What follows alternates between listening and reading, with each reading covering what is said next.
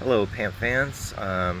This is a continuation of my State of the Market uh, video series, and this is an informal video, and I want to talk about the topic of motivation. I think it's a very important topic, especially if you want to have an awesome collection and really progress with collecting PAMP. So I don't want to talk too much about things that demotivate you or are demotivational, but I will briefly touch upon them here quickly so that way we can think about them and what to do about them. So, what is demotivating? And this is not an exhaustive list by any means. If there is too much available, I find it demotivating. If you have, let's say, 10 different collections you're supposed to be working on, and it becomes more challenging to buy them all, it's demotivating. So if there's too much available, it can be very demotivating. So what's the counter to that? Focus. And I've mentioned that in the past videos. By keeping a focus, you basically are doing the opposite and trying to control that. Another thing that's really demotivational is bad behavior. So in the silver and gold and metals world, there's some that do bad behavior basically, and that's a matter of viewpoint really. But if someone buys something that's fairly rare, you wanted it, you really wanted it, and they don't even care about collecting it, they only want to flip it for 5 times the price, you're stuck either paying way more, which I wouldn't recommend, or that piece is basically out of the market until it sells, or they change their mind. It's demotivational if there are unhelpful people. And the flip side to that is people that help you quite a bit. So that's enough with the demotivating stuff for now, and that possibly could be a much longer video some other time. But so what is motivational and what keeps you motivated? I think if you keep in mind the big picture, that if you want an awesome collection, you want to really excel, you have to take things in steps.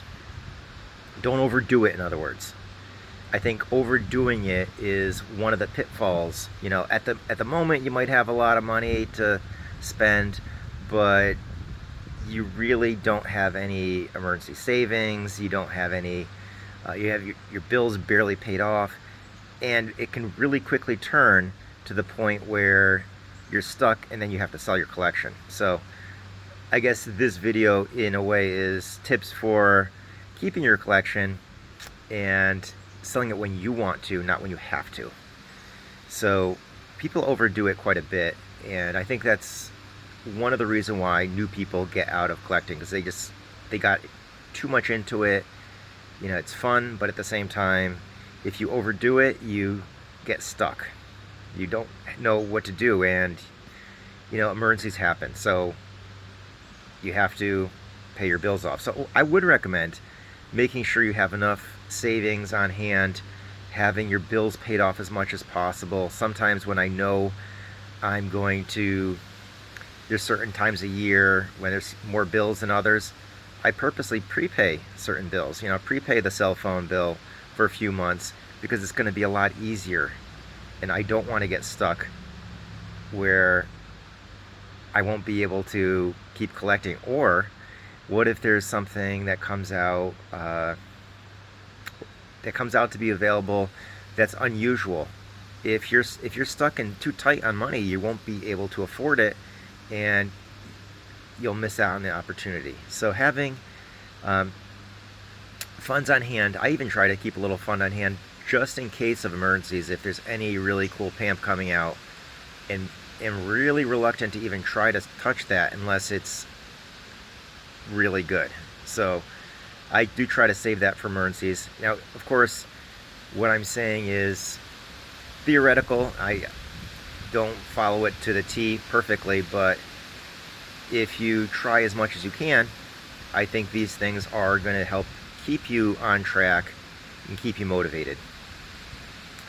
So another thing that I think is very motivational is you basically help others and build a friend network.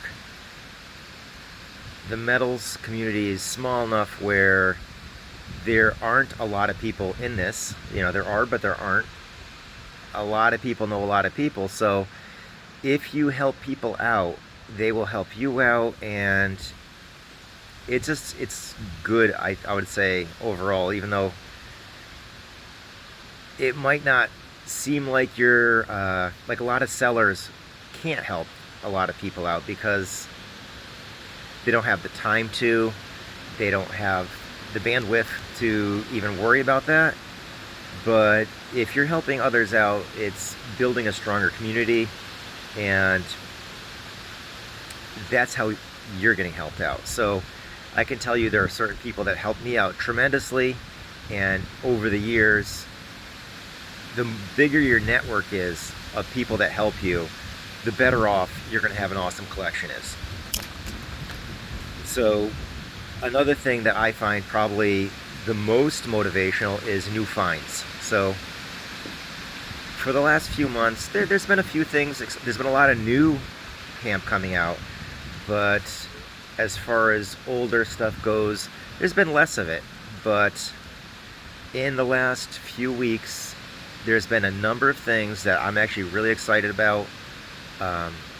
Things that I've wanted for my collection for a long time, and other ones that I didn't even know existed. So when you find a piece that you didn't even know existed, that's very motivational for me. When you get something that you wanted for a while but just was out of reach, I find that also very motivational. So I won't say more on that yet until they come in hand. I don't like to talk about things too much in the future because deals can fall through, things can get lost in the mail, you know, whatever. I don't like to talk about it until things are really in hand. But I can say the last 2-3 weeks have been really exciting as far as new finds, and I think possibly the new finds and seeing new items is one of the best parts of collecting, actually. When you discover something that you didn't even know existed, that's also very motivational. Now, I would think in this channel you're going to see a lot of things you didn't know existed elsewhere. This is your one opportunity to know about it. And I'd like to hear in the comments, please, do you prefer to find them out yourself, or you don't mind if someone helps you find it? Because I find both, honestly, is good. I don't mind getting help. If someone wants to tell me about some new PAMP that I didn't know existed, I think it's all the better. It saves me a lot of time. I don't have to worry about stumbling on it by accident. And on top of it, I don't think you're really going to find everything completely all by yourself. A little bit of help goes a long way. So the connections and friends that you have are very, very important. So keeping a focus, I mentioned this in other videos and earlier in this one, if you keep a focus, it helps you from feeling overwhelmed. There's a lot of things to get as you're building your collection. So I do pick and choose too.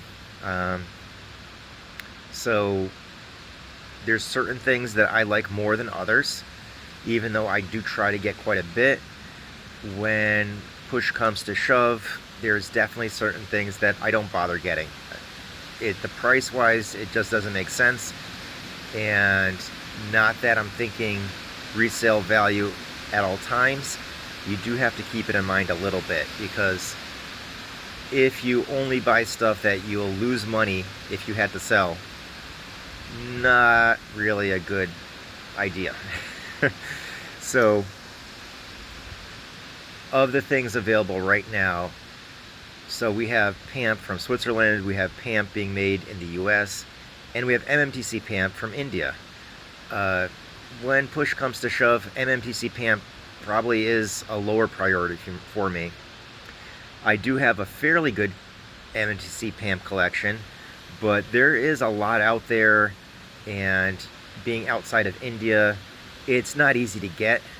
So the availability of different items is trickier, and some of the older stuff that it's not made anymore, it's almost like good luck in trying to find it.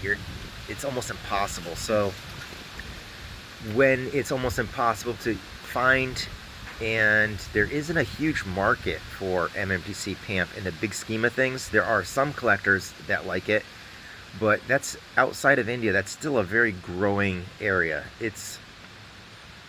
There's only a few products that people will like, and I know a lot of people that like PAMP from Switzerland and completely stay away from MMTC PAMP and want nothing to do with it and don't want to even get started. So for me, I will lower prioritize MMTC PAMP. I do like the carded PAMP. I like the coins, but if it's too expensive and they're bulky, I will pass on the PAMP coins as well. I'll mostly pick them up if they're better deals, if there's really nice art on it, or at the moment I have the availability to get it. If it's a little trickier, it's tighter at the time, I just pass on it. So you have to pick a focus, and a lot of the pendants I do like, but I've passed on certain types of pendants over the years because I found them to be overpriced, and while more recently they're definitely popular, I didn't always get them, honestly. The fact that I have as large of a pendant collection as I do, I'm fortunate, lucky, and that's not to say that all the pendants I passed on. I find actually the limited edition platinum pendants, I find them to be fascinating. So I prioritize that over a lot of other stuff just because they're really rare. The designs are really nice, and I enjoy that. So I think that's also part of the motivational aspect.